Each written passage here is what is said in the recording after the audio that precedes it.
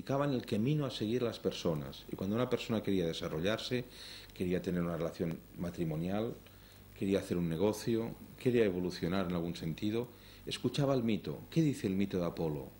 ¿Qué dice el mito de tal? ¿Qué dice la música, por ejemplo, ¿no? ¿Para qué sirve la música? Que era una de las... ¿cómo llamaban?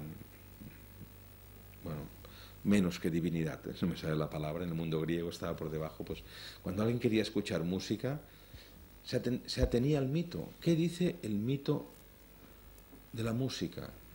¿Cómo hay que escuchar la música? ¿Para qué sirve? ¿Qué ha de activar dentro mío? Esto es el mito, el sendero que indica una vía a seguir, una dirección a seguir. Entonces, como les digo, en el desarrollo de la espiritualidad del ser humano, en primer lugar está el arrebato místico, la experiencia directa de la realidad, ¿no? Esto se transforma, esta revelación original, se transforma en una verdad dogmática y de pronto adquiere una forma de mito o de escritos fundamentales, sean los de Buda, sean los del profeta Mahoma o Mohamed, sean los de nuestros patriarcas cristianos. Y a partir de este momento en que la experiencia se convierte en mito, se convierte en una representación, en una verdad dogmática, a partir de este momento, en general, los seres humanos empezamos a recibir mal y a aceptar menos otros puntos de vista, que no sean los que el propio dogma nos indica. Por ejemplo, es frecuente que después de la experiencia extática se empiecen a tener puntos de vista fijos acerca de, por ejemplo, la naturaleza última de las cosas, del sentido de la existencia humana. Y se admiten pocos cambios en esto. Es decir, que si revisamos nuestra historia de civilización nos daremos cuenta que cada pueblo que ha habido, cada cultura, tenía sus mitos que les decía cómo vivir la vida, de dónde surgió el universo, cuál es el sentido de la existencia, cómo resolver problemas, y aceptaban muy mal o no aceptaban la imposición de otros mitos, o sea, de otras vías de coexistencia o de desarrollo. Entonces, en este periodo, en este segundo periodo, segunda etapa, es en el que la vivencia interior se consolida como parte de una realidad simbólica exterior. Y es en esta segunda etapa, por tanto, en la cual se crean fundamentalmente liturgias, se desarrollan manuales técnicos extáticos o extatogénicos y también se escriben los textos sagrados.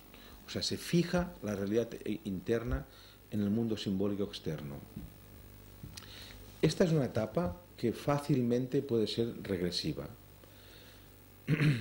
Digamos que la realidad subjetiva, la realidad extática, inmediata, deja de estar al alcance de las personas. Y las personas se acostumbran a vivir siguiendo tan solo las formas establecidas que surgieron de la primera experiencia original. Diremos que nadie puede ser chamán, ni nadie puede ser místico, a menos que no crea en un Dios harto generoso y le ilumine, pero nadie puede alcanzar estas experiencias arrebatadoras y fundamentales para el ser humano, por ejemplo, siguiendo un manual, por ejemplo, ¿no? Por muy explícito que sea el manual, por muy sagrado que sea el texto al cual nos refiramos. Hay una tercera etapa que viene tras el arrebato místico o extático original, que es la experiencia directa de esta realidad superior, que viene tras la creación de un sistema exterior mítico que apuntala la experiencia interior y le da permanencia y consistencia. Entonces, el ser humano llega a la tercera fase, que es lo que llamamos la fase objetiva. El ser humano trata de regular su relación con el exterior. Es decir, es una fase en la cual no se acepta ninguna hipótesis mítica sin verificarla empíricamente. Podríamos llamarla así esta fase de objetivación. Es la fase en la que la relación con el principio de realidad se sistematiza. Por ejemplo, la ciencia es un resultado de esa tercera fase.